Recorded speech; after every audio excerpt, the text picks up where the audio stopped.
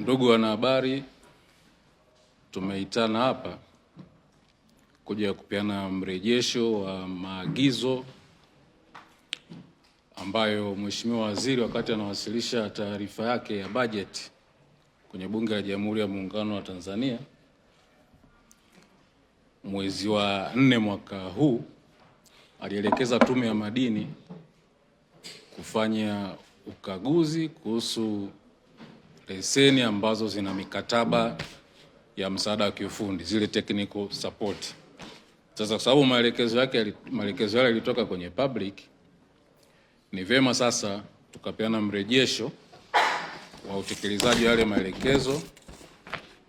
kwa jamii, hususan kwa wadau wa uchimbaji wa madini nchini.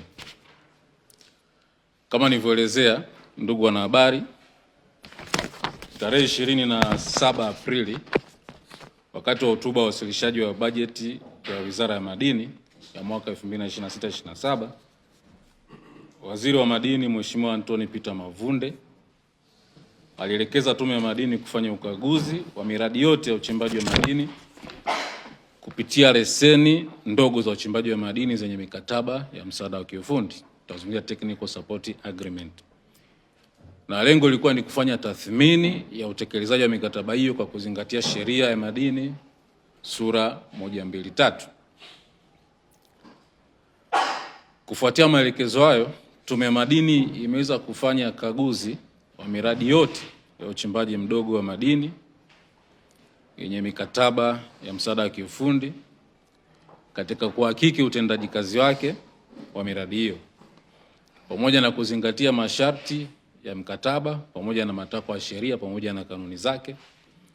kwa wamiliki wa leseni pamoja na watoa msaada wa kiufundi. Ndugu waandishi wa habari,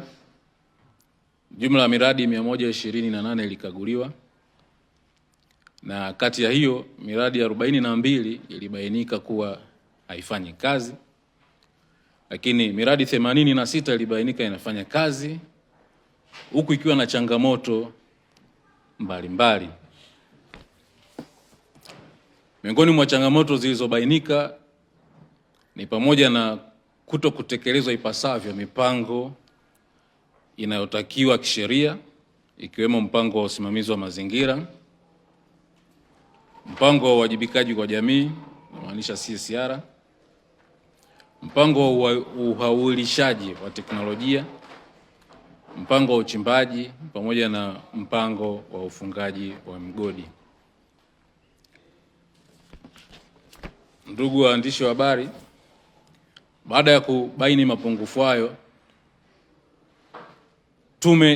imeanza kuchukua hatua mbalimbali za kiusimamizi na kisheria. Kwenye miradi 42 iliyobainika kuwa haifanyi kazi, Tume ya Madini tayari imetoa hati za makosa za siku 30 kwa wamiliki wanaohusika na miradi hiyo,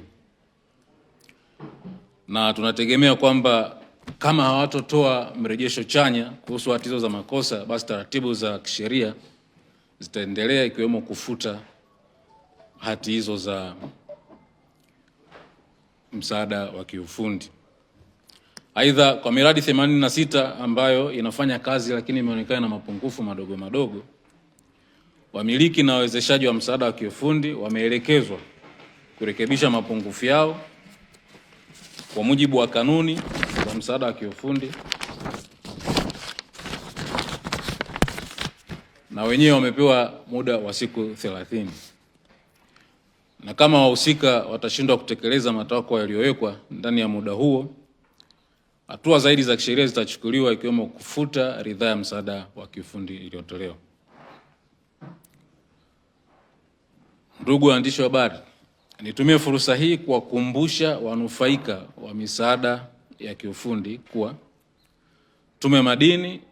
itaendelea kufanya ukaguzi wa mara kwa mara katika miradi ya misaada ya kiufundi ili kuhakikisha kwamba miradi hiyo inatekelezwa kwa mujibu wa sheria na kanuni zake. Vile vile tume itaendelea kuchukua hatua za kisheria, ikiwemo kufuta ridhaa za misaada ya kiufundi pale itakapobainika inakiuka matakwa ya sheria pamoja na kanuni zake. Ndugu wanahabari, nitumie fursa hii kuwakumbusha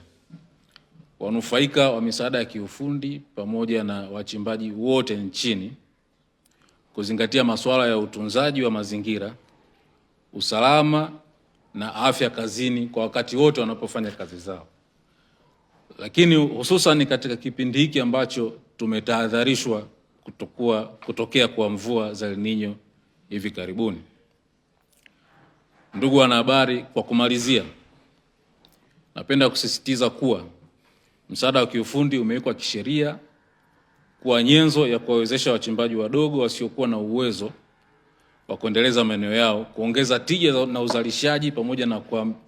kuhamisha mbinu na teknolojia mbalimbali katika uchimbaji na uchenjuaji wa madini ili kuwezesha mchimbaji mdogo kukua. Hivyo wamiliki wote wa leseni za uchimbaji ndogo za madini ambao wameingia makubaliano